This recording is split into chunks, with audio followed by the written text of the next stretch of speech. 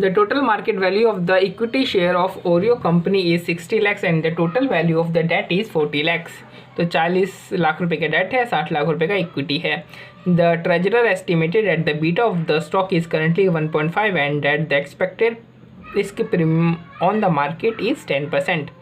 The treasury bill rate is 8%। तो risk free rate क्या होगा 8% का, और RM माइनस RF कितना हुआ 10% का हो गया। और बीटा इक्विटी का बीटा कितना है 1.5 का इक्विटी का बीटा दे रखा है, ठीक है।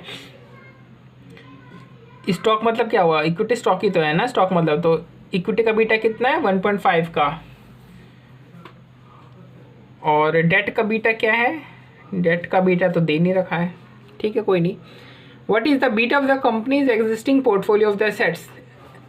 तो कंपनी का जो एग्जिस्टिंग एसेट्स का जो पोर्टफोलियो है उसका बीटा क्या है, यानी हमसे क्या पूछ रहा है, एक तरीके से हमसे पूछ रहा है weighted average beta of the company का वेटेड एवरेज बीटा पूछ रहा है। एज्यूम करना है हमें कि बीटा ऑफ द डेट 0 है as debt is risk free.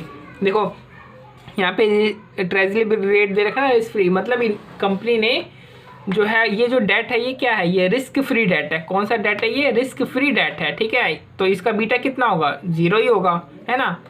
हमने एज्यूम किया है कि ये रिस्क फ्री डेट है, ठीक है, क्योंकि यहाँ पे रिस्क फ्री डेट का परसेंटेज दे रखा था और डेट का बीटा अलग से दे नहीं रखा था, इसलिए हमने एज्यूम किया कि ये क्या है रिस्क फ्री डेट है और रिस्क फ्री डेट का बीटा क्या होता है 0 होता है, इसलिए हमने क्या लिया 0। अब हमें निकालना क्या है weighted average beta of the capital of company निकालना है। Weighted average beta of the company, company के अंदर कौन कौन से मतलब कैपिटल वाले इंस्ट्रूमेंट है कंपनी, तो weighted average beta of the company हमें निकालना है। तो यानी वेट से सबसे पहले तो हमें पता है कि वेट तो आएगा ही आएगा, ठीक है।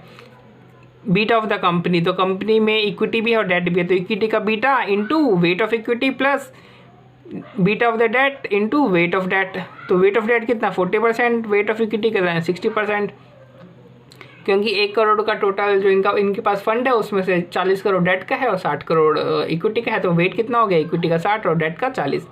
अब बीटा इक्विटी का दे रखा है 1.5 का, डेट का बीटा नहीं दे रखा है, तो और हमने डेट को रिस्क फ्री मान लिया है, तो यानी रिस्क फ्री का जो डेट है उसका बीटा कितना होता है 0 होता है, तो यहाँ पे 0, यानी टोटल जो weighted average beta of the company कितना आ गया 0.9। देखो ये कंपनी है ना, पूरी कंपनी में कितना है, कंपनी में हमारे पास है इक्विटी और डेट, तो अगर हमें बीटा ऑफ द कंपनी निकालनी है, यानी हमें weighted average beta of the company निकालनी पड़ेगी। तो इन दोनों को इनके वेट के अकॉर्डिंग एलोकेट कर दो, फिर इंटू कर दो। सेकेंड में हमसे पूछ रहा है estimate the company's cost of capital and the discount rate for the expansion of the company's present business. तो हमसे क्या पूछ रहा है weighted average cost of capital. इसके पहले हमने क्या निकाला था weighted average beta of the capital, तो हमने जो भी वेट था इक्विटी डेट का उनको बीटा से इंटू कर दिया था। अब हम निकालेंगे weighted average cost of capital, तो जो वेट दे रखा है इक्विटी डेट का इनको किससे इंटू करेंगे, इनके रिस्पेक्टिव कॉस्ट से। तो देखो ये निकालना है weighted average cost of capital, तो जो वेट है उसको उनके जो कॉस्ट है उससे इंटू कर देना है।